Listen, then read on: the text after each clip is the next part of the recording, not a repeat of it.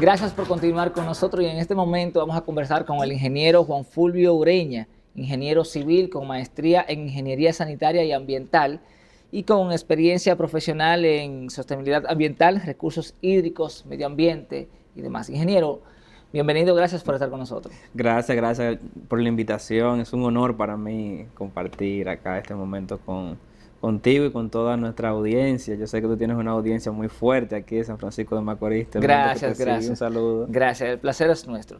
Ingeniero, usted es un experto en temas medioambientales y quisiéramos comenzar en esa parte de nuestro tema, de nuestra conversación, hablando sobre el cambio climático. ¿Cuál es la realidad?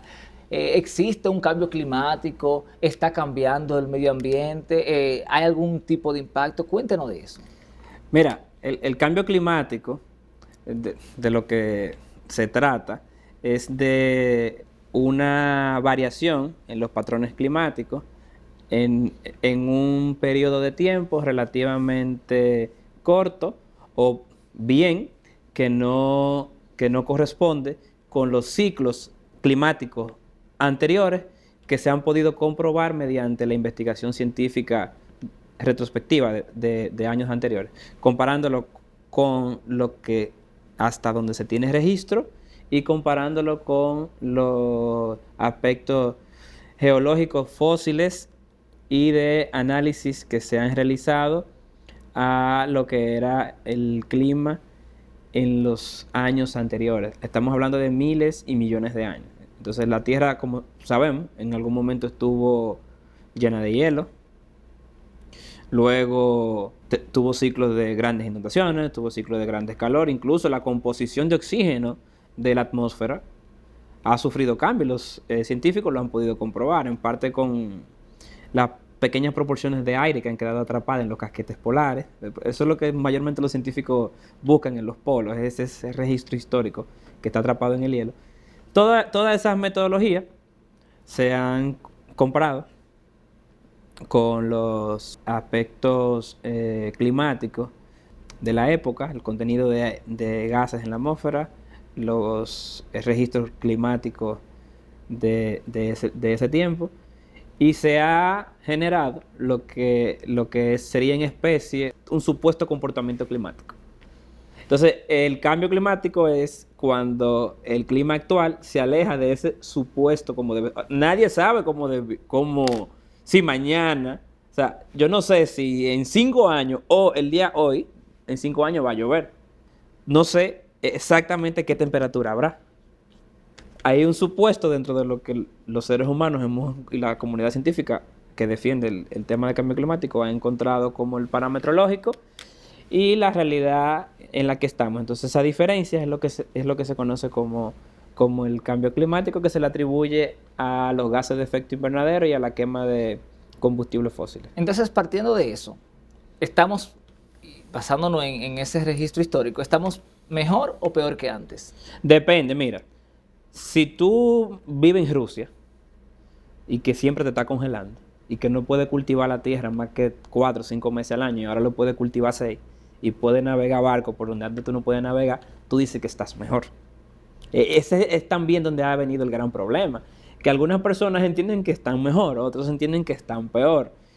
Y los que entienden que están mejor o deciden desconocer esa realidad, le están creando un problema global a otros países. Por ejemplo, la República Dominicana, según el índice de vulnerabilidad climática, ocupa el 11º lugar en cuanto a vulnerabilidad. O sea, es uno de los países que más se ve afectado por el cambio climático, sobre todo por el trayecto de los huracanes y por ser un estado insular y que está también en el trópico, que es la zona más caliente. Entonces, mejor, peor. La naturaleza es lo que es, lo que los seres humanos tenemos que tratar en la manera de lo posible es de no alterarla, porque eso es un equilibrio frágil y tú tocas acá y los efectos se sienten acá. O sea, está muy conectado al punto que todavía no lo comprendemos del todo. Entonces, hay que tratar de no alterar esos equilibrios. Y también tenemos que convivir con nuestro entorno y podernos adaptar. En los últimos 2 años hemos tenido situaciones catastróficas, específicamente en Santo Domingo, y hemos visto unos niveles de inundación en el casco urbano nunca antes visto. Hemos visto también la información de los medios diciendo que la cantidad de lluvia que ha caído en esos 2 episodios, especialmente en noviembre, ha sido nunca antes visto. ¿Tiene esa lluvia, esas inundaciones que ver con el cambio climático? Mira, me acuerdo que el año pasado, el antepasado ya, porque estamos en enero, cuando ocurrieron las precipitaciones, hicimos un análisis. O sea, tomé la data hidrometeorológica de algunas estaciones a las que tuve acceso, histórica. República Dominicana tampoco es que acostumbra a tener data tan antigua, tristemente. O sea, nosotros tenemos data de 20, 30 años, ahí tenemos estaciones de hace 100 años, pero la de Santo Domingo no son el caso. Es un periodo muy corto para poder entender el comportamiento de una variabilidad climática. Hablábamos de que esa variabilidad puede venir de millones de años, pero lo estudié y estadísticamente me daba que el evento que ocurrió es un evento que puede ocurrir una vez cada 50 años. O sea, perfectamente puede ocurrir. Estadísticamente, cuando le aplicamos los procedimientos de análisis estadístico de la precipitación, me daba una vez cada 50 años. Eso significa que ese es un evento que si ocurre hoy, lo menos que tú esperas es que el año siguiente te vuelva a ocurrir. Se espera que transcurra un tiempo, como por ejemplo el mismo tema de los huracanes. Normalmente aquí, cada 20 años, tenemos huracanes relevantes. O sea, eso es algo que se ha más o menos estudiado y que más o menos se sabe. Es diferente a que esta lluvia, el año que pasó, el año siguiente, justo volvió otra con características similares. Y en el mismo mes incluso. Sí, y en el mismo mes. Entonces, ¿qué te deja? Eso es un caso para que nosotros lo estudiemos y nos sentemos a ver a qué se lo atribuimos. Ahora, ¿qué pasa con el cambio climático? El cambio climático últimamente está como el niño malo, que todo lo que ocurre se lo pegan a él. Incluso la incompetencia de mucha gente que debió hacer su trabajo y que no la hizo, se lo achacan al cambio climático. Pero analizando la precipitación, las 2 lluvias fueron muy similares. Incluso creo la que vino después fue un poco peor. Fue un poco peor. Y es un poco extraño, pero la estadística es así. Es extraño, realmente llama la atención que ocurran un año tras año, en el mismo año. Normalmente transcurre un tiempo antes de que se repita ese evento. Entonces es un buen nicho para el próximo año estar pendiente a la observación de lo que pudiera ocurrir en esa época del año. Debemos estar pendientes, siempre debemos estar pendientes, no debemos tentar la suerte con la naturaleza. Y algo importante también, que la vulnerabilidad la creamos cuando combinamos un riesgo con una exposición. Entonces, si nosotros tenemos más personas expuestas, el nivel de vulnerabilidad y de riesgo incrementa. Entonces, el Santo Domingo de hoy no es el mismo de hace 25 años, no es el mismo de hace 30 años. Correcto. La relevancia económica que tiene, la cantidad de personas que están expuestas a esos riesgos no es la misma. Y lo que sencillamente tenemos que hacer es implementar medidas de control de esos riesgos ambientales. Pero la naturaleza va a llover, va a seguir lloviendo. Incluso, con o sin cambio climático, la lluvia que ocurrió iba a ocurrir en algún momento de la historia. Que se incremente la frecuencia de los episodios de inundación y sequía es lo que sí se le atribuye en parte a la variabilidad climática. Pero no quiere decir que nosotros no podemos sentar en un sitio vulnerable y el día que no pase algo decir que fue el cambio climático. O sea, eventualmente las cosas pasan. Lo que cambia es la frecuencia. Correcto. En el caso del Bajo Yuna, que históricamente, esto no es casualidad, históricamente se inunda cuando hay muchas lluvias. ¿Cuál es la situación del Bajo Yuna y qué posibles soluciones se pueden desarrollar para evitarla? El Bajo Yuna, vamos a hablar de cómo se forman esos suelos. El río Yuna es el río más caudaloso del país. No es la cuenca más grande, no es necesariamente el río más largo. Esos son títulos que tienen Yaca al norte y Yaca al sur. Pero es la cuenca que lleva más agua porque tiene acceso a vientos cargados de más humedad porque está más al este y genera pues mayores precipitaciones. Arrastra sedimentos, partículas de suelo, de materia orgánica, de arena, desde toda la cordillera central y septentrional hasta su zona baja. Por eso el río tiene ese colorcito marrón que tiene y todo lo que tiene. Con los años fue depositando esos sedimentos. Toda esa zona en algún momento es zona del río Yuna. En algún momento de la historia. Tú sacas a los seres humanos y eso eran humedales. El río Yuna llegaba a ese territorio y salía como podía al mar. Así es que eso funcionó durante todos esos años. Cuando Colón vino a la isla, entre Samaná y la bahía escocesa y la bahía de Sánchez Samaná, eso era navegable. El río Yuna se encargó en gran medida de ir sedimentando esa zona, creando suelo nuevo a través del proceso que acabamos de describir, conjuntamente con los mismos manglares. Y luego los seres humanos le ayudaron un poquito, como todo, que siempre hacen lo suyo, y terminaron cerrando ese paso. Hicimos una carretera y unos cuantos puentecitos por ahí por Gran Estero, pero el Gran Estero es un cauce antiguo del río Yuna. Yuna ahora mismo sale en la bahía de Samaná, allá por Sánchez, pero perfectamente en algún momento de su historia el río pudo salir por la bahía escocesa, por allá entre Nagua y Samaná, en la carretera cerca de Rincón de Molinillo, próximo al aeropuerto del Catey. El Catey, sí. Geológicamente eso está ahí, es un hecho comprobable, lo hemos visto. Luego vienen los seres humanos y vienen en busca de esos suelos fértiles que se crearon por esa interacción natural. Y así es que se ha formado la mayor parte de suelos fértiles. Los grandes valles son zonas de inundación. Así es que ocurre. Y se trasladan allá con la reforma agraria que se inició el doctor Balaguer. Luego el río se le hacen una serie de adecuaciones para drenar un poco esos suelos y permitir el desarrollo agrícola. Donde hay agricultura, hay vida, la gente tiene agua también, porque es un río que hay bastante agua para esa zona. Entonces la gente se mudó en ese territorio. Ya cuando la gente se muda en ese territorio y se hicieron intervenciones para secar un poco ese territorio, tenemos que estar claros de que al punto en que el ambiente natural se toca, para adaptarlo a los seres humanos, la naturaleza se impone. Tenemos que continuar haciendo trabajo de limpieza, extracción de sedimentos, dragado, habilitación de salidas al mar, limpieza de la red de drenaje.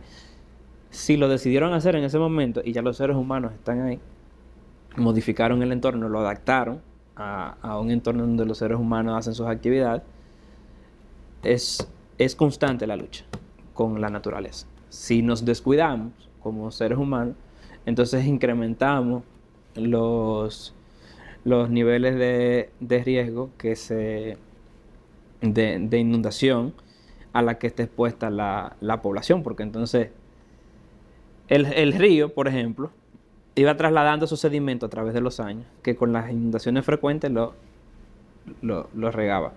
Si esas inundaciones no ocurren, se queda en el cauce, y cada vez el cauce está más alto y se va sellando. Entonces un día va a llegar y no va a encontrar por dónde salir y va a hacer lo propio que él acostumbraba siempre a hacer. Y nosotros los seres humanos no debemos perder eso de vista. Muy bien. Vamos a hablar ya de la posible solución que usted como ingeniero plantearía con relación al Bajo Yuna, pero permítanos ir a una breve pausa, ingeniero, Bien. Y ya retornamos. Usted manténgase ahí, ya retornamos con este interesante conversatorio con el ingeniero Juan Fulvio Ureña.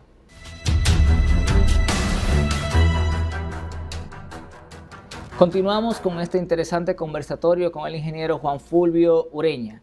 Ingeniero, ¿qué soluciones se pueden plantear desde la ingeniería o desde cualquier ámbito para evitar las inundaciones tanto que se dieron en Santo Domingo como en el Bajo Yuna?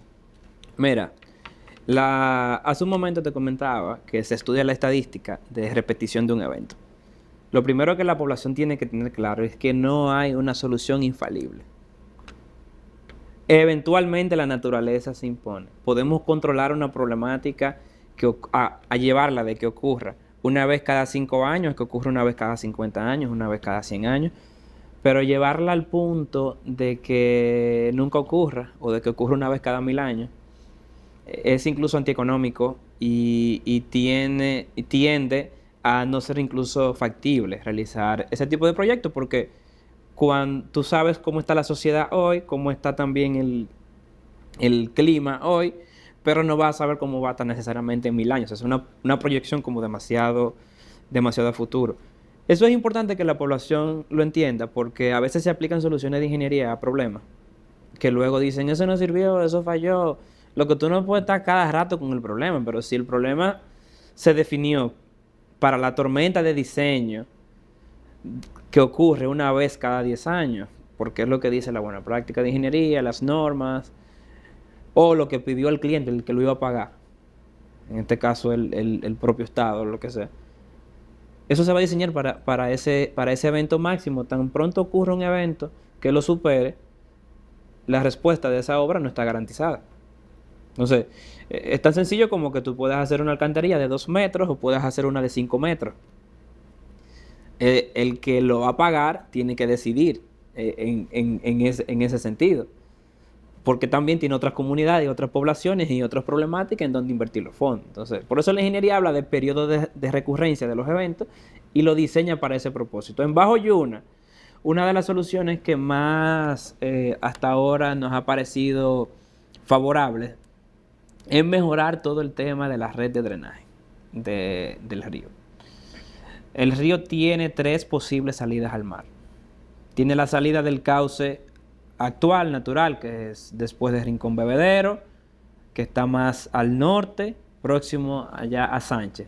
Tiene la salida de Barracote, que es un aliviadero que se creó aprovechando también un drenaje existente.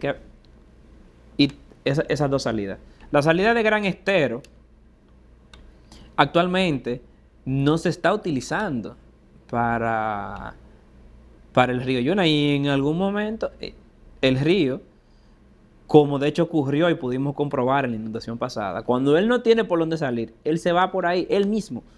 Por ahí fue, donde está Gran Estero, fue que él voló por la autopista de Samaná. Él la voló y dijo, yo me voy por donde está mi camino, mi territorio, el agua tiene memoria. Entonces, ese evento y ese tipo de vivencia, seguir el agua, de cómo se comporta y sencillamente ordenar el cauce en el sentido de lo que ella suele hacer, es ir a favor de la naturaleza, y por lo general son las medidas que son más factibles implementarlas y que suelen ser las menos costosas también a largo plazo. Entonces lo que nosotros recomendamos es que esas 3 salidas se habiliten del mayor tamaño posible, que se generen, obviamente siguiendo las normativas ambientales, claro, con los debidos estudios.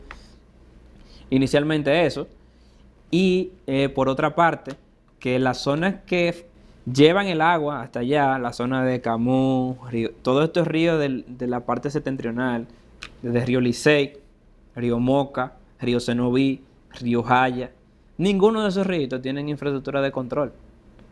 No tienen ninguna presa, no tienen nada, el mismo río Coaba. Todos esos ríos nosotros tenemos que estudiarlos. De hecho, con la Universidad Nordestana recientemente hicimos un estudio hidrológico del caudal del río Jaya, y por ahí pueden bajar hasta 400 metros cúbicos por segundo en un evento de los que ocurren una vez cada 50 años. Imagínate que los otros compañeritos del Jaya hagan lo mismo. Entonces, regular la parte que no está regulada, porque la parte de Yuna la regula Tillo, favorecer la red de drenaje en la parte baja, es lo que entiendo que podría ser la solución más favorable al respecto. Cuando hablo de regular, hay soluciones naturales para la regulación de agua y hay soluciones artificiales con infraestructura. Las soluciones naturales puede ser donde haya zonas degradadas de bosque, remediarlo. Los bosques funcionan como un proceso de regulación y como una presa. Entonces, La ingeniería ambiental no solo ve infraestructura, también ve ingeniería a nivel de soluciones basadas en la naturaleza.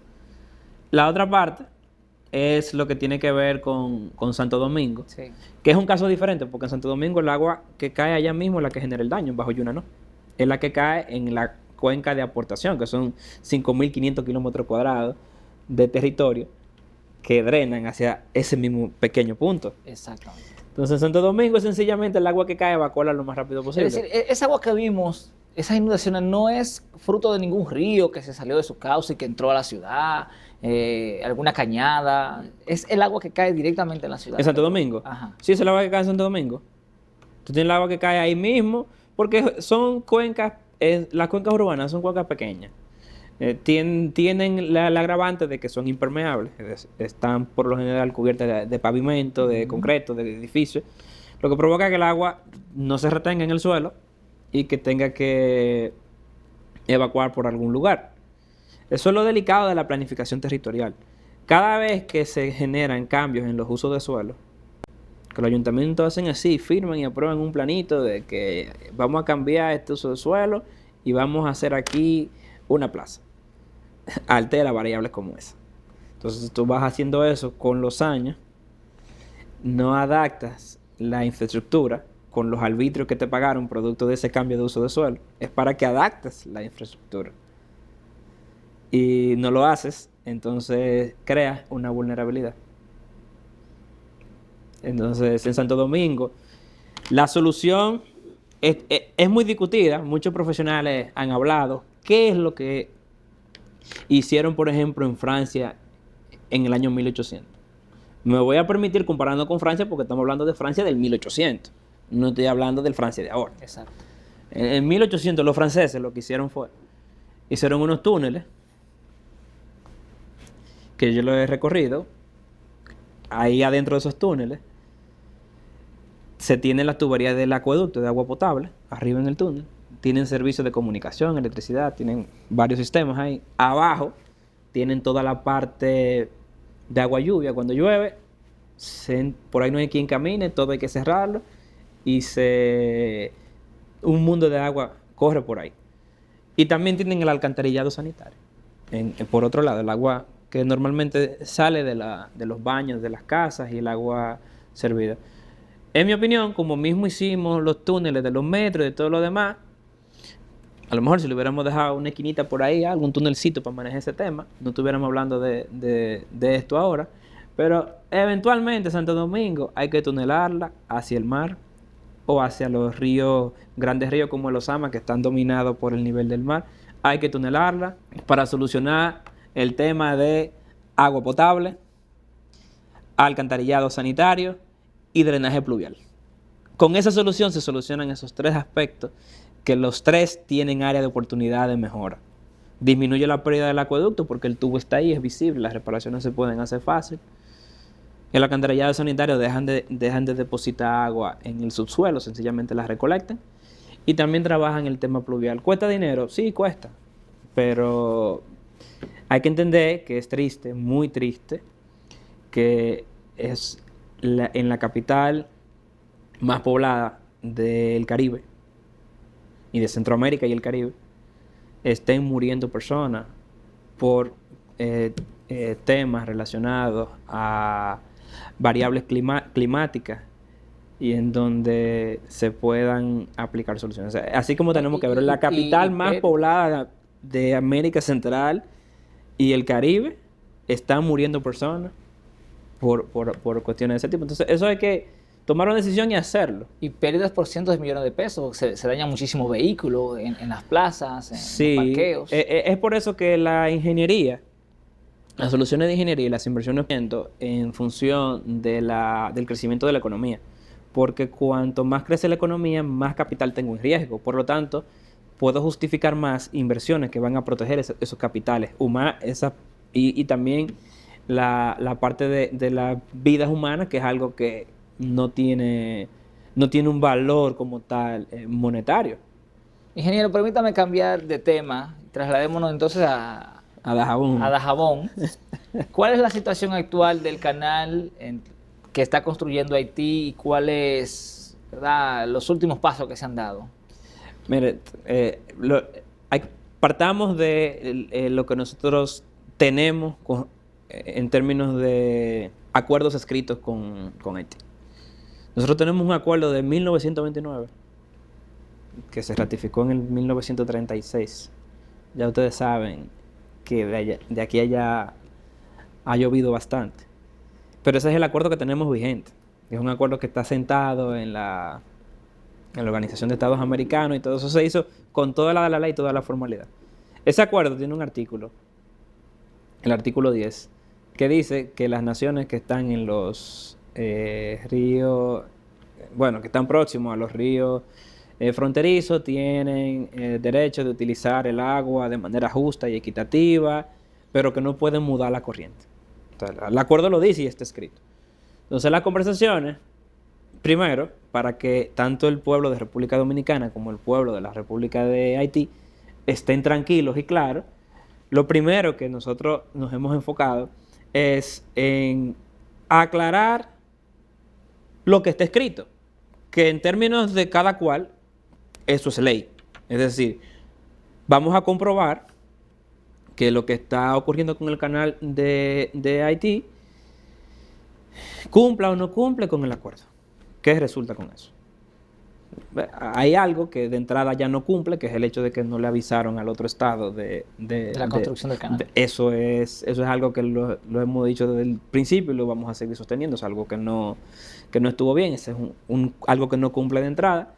Y lo otro que no cumple de entrada, o que los estudios van a comprobar lo siguiente, es si el uso que se está proponiendo con esa agua es dentro de lo que está permitido con el acuerdo.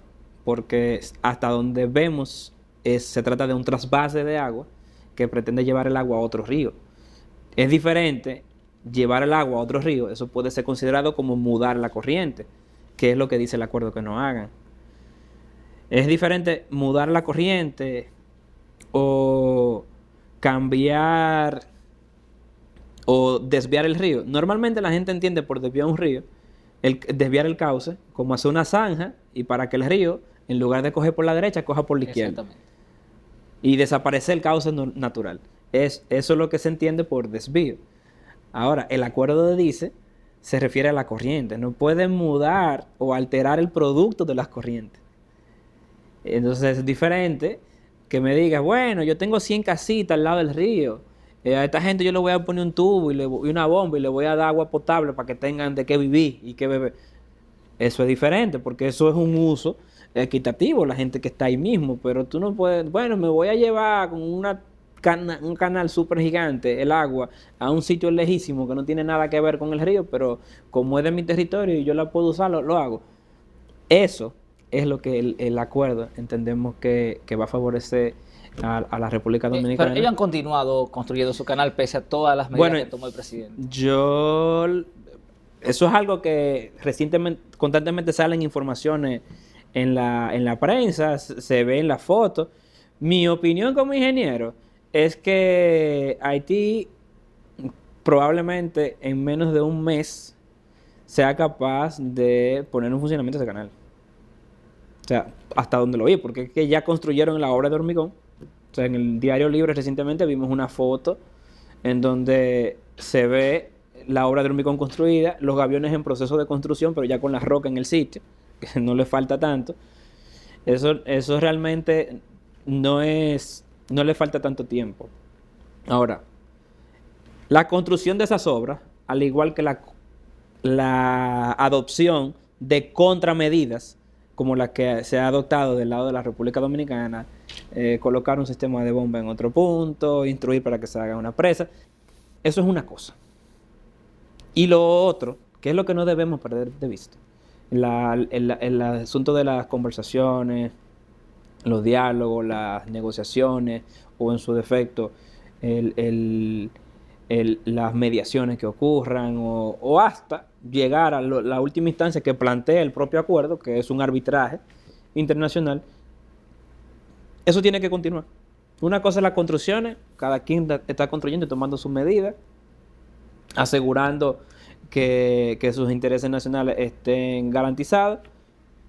Mientras tanto, la parte legal, diplomática y revisa y también técnica y se hacen los estudios para garantizar la aplicación de lo que dice el acuerdo.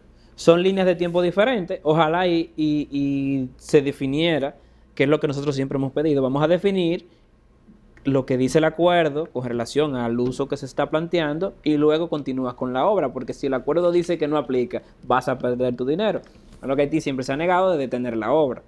Correcto. Entonces, como se ha negado a detenerla, bueno, lo vamos a trabajar en línea de tiempo diferente, pero para nosotros no es una opción. Así sea, en 2 años, en 3, nosotros tenemos que llegar al fondo legal, jurídico y explicarle al pueblo de ambas naciones qué dice ese acuerdo con relación a esa condición. Ingeniero, por último, en este interesante conversatorio, en San Francisco de Macorís se inició la construcción de una carretera que conectaría a este pueblo con Río San Juan, la famosa carretera llamada turística de San Francisco Río San Juan. Hay ambientalistas que plantean que no es una carretera factible por el daño medioambiental que provocaría. Otros plantean que no, que sería una carretera importante. Como ambientalista y como profesional del área, ¿cuál es su opinión al respecto? Bien, mira, toda intervención del hombre tiene un impacto en la naturaleza. Toda. Usted va y se lava la cara en un río y ese ambiente, ese entorno, usted lo está alterando. En mayor o menor medida, en mayor o menor magnitud, toda actividad del hombre tiene impacto, ¿eh? Hasta el hombre que vivía, el hombre de las cavernas que vivía en una cueva y prendía una fogata, eso tiene un impacto. Todo se mide y se puede comprobar. Aquí lo que tenemos que poner en una balanza, y es de lo que se trata la ingeniería ambiental, son los beneficios, los impactos y las contramedidas que se van a, o las medidas de mitigación de los impactos que se van a aplicar. Si los beneficios justifican aplicar las medidas de mitigación y se comprueba que los impactos ambientales se pueden remediar en el corto plazo, o sencillamente que los patrimonios ambientales que está protegiendo estén representados en otra zona cercana, pues perfectamente se puede ejecutar la obra. Esa discusión es tan sencillo como que se hagan estudios de impacto ambiental y que esos estudios de impacto ambiental, los expertos del área, digan de qué manera va a alterar el ambiente. Porque es que a veces nos suponemos cosas y la realidad es otra. Ok, impacta el ambiente. ¿En qué medida? ¿Cuáles beneficios tiene? ¿Qué controles podemos poner para que esos impactos sean mínimos o se puedan remediar? Todo eso es de lo que se trata la ingeniería ambiental. Y es una ingeniería que está ahí, que al igual que yo, hay múltiples profesionales a nivel nacional que estamos dispuestos a colaborar para que todas las obras se lleven a cabo siguiendo esas buenas prácticas. La carretera de Río San Juan bordea la reserva científica Loma Quitespuela. La bordea no quiere decir que la atraviesa mitad a mitad. Algo que ocurrió con la carretera de Samaná y Santo Domingo, que pasaba por los haitises. Uno de los argumentos en ese momento que se tomó para hacer la carretera Santo Domingo-Samaná era que ya la carretera existía. Y por eso es que la carretera tiene un trazado que no necesariamente es el más lógico desde el punto de vista de la geometría vial, sino que seguía la carretera vieja. Seguía la carretera vieja como forma de que los impactos fueran sobre zonas que ya estaban impactadas. La carretera de Río San Juan yo la he caminado. O sea, yo la he pasado entera en vehículo. Vehículo 4x4, pero la andaba entera. Y he llegado en bicicleta, la he recorrido hasta la mitad de la carretera. En bicicleta, esa carretera existe. Que no esté pavimentada es otra cosa. Pero la carretera existe. Entonces, no estamos hablando de que necesariamente la carretera va a caminar o a transitar por zonas de la Reserva Científica Loma Quitespuela, que es un patrimonio de la provincia, del país y del mundo. Pero de hecho ya existe. Existe y camina, la bordea. La bordea. Entonces, ¿cuál sería? Que va a incentivar que se desarrollen proyectos turísticos, mobiliarios, que se desarrollen. Bueno, pero que para eso está la ley 6400, está el Ministerio del Medio Ambiente, que regula los usos de suelo en las diferentes zonas. Y si un lugar no es un área protegida y se puede construir una vivienda, ¿cuál es el problema? Porque en algún sitio tiene que vivir la gente, en algún sitio la gente tiene también que recrearse y por algún lugar la gente tiene que transitar. En esa carretera también tiene un reto y es una primicia que te voy a dar aquí en este programa. Tiene un reto y es el puente. El puente sobre el río Boba, para los que la han caminado, me imagino que saben y han visto lo inmenso que va a ser. O sea, es un puente grande. Es un puente grande. El planteamiento que nosotros tenemos es que esa carretera se lleve al punto de que se combine con la presa de Río Boba y que podamos tener un trayecto panorámico sobre el eje de la presa y que el eje de la presa sirva de muro, de puente, como ocurre en Tavera, en la presa de Tavera, que la carretera va por el mismo eje. Ahí con esas dos importantes obras se puede hacer sinergia y disminuir los costos de la obra. Eso sería un espectáculo bellísimo. Y todo es posible hacerlo cumpliendo con las regulaciones medioambientales. Las leyes están ahí, las normativas, se analizan los impactos, con los estudios, se toman las medidas del lugar y se ejecutan. Ahora, eso es diferente que salir por ahí a trabajar. No, esa no es la idea. Tenemos que trabajar con orden y conciencia. Y eso existe para que se pueda hacer. Bueno, ahí está. El gobierno central tiene una idea maravillosa para ejecutar una obra que, además de turística, tendría un beneficio de control de las aguas del río Boba. Ese control beneficia a la provincia de María Trinidad Sánchez. Correcto. El usufructo de la provincia de Duarte y del municipio de San Francisco de Macorís de esas aguas sería principalmente recreación. Es decir, conociendo yo al macorizano, eso va a vivir lleno de jet ski, cosas y deporte acuático, restaurantes. Va a ser un espectáculo. ¿Y se mueve la economía? Sí, y se mueve. Se convierte en una zona turística a propósito de que ya la provincia de Duarte ya es zona... Ese podría ser el principal atractivo. Así es. Bueno, ingeniero, pues muchísimas gracias por habernos acompañado en el día de hoy en esta interesante entrevista. Un mensaje final. Gracias a ti, Georgian. Como mensaje final, nosotros tenemos que tomar en cuenta siempre algo. No sobrevive el más apto, sino el que mejor se adapta. Con el cambio climático, lo mejor que podemos hacer es trabajar en adaptación y nosotros mismos, los seres humanos, no crear vulnerabilidades innecesarias que actualmente no existen. Tenemos que actuar con conciencia para no generar situaciones lamentables. Así es. Bueno, pues muchísimas gracias, ingeniero. Un placer tenerle con nosotros. Gracias. Usted manténgase ahí, ya continuamos con más contenido en este programa Punto de Vista.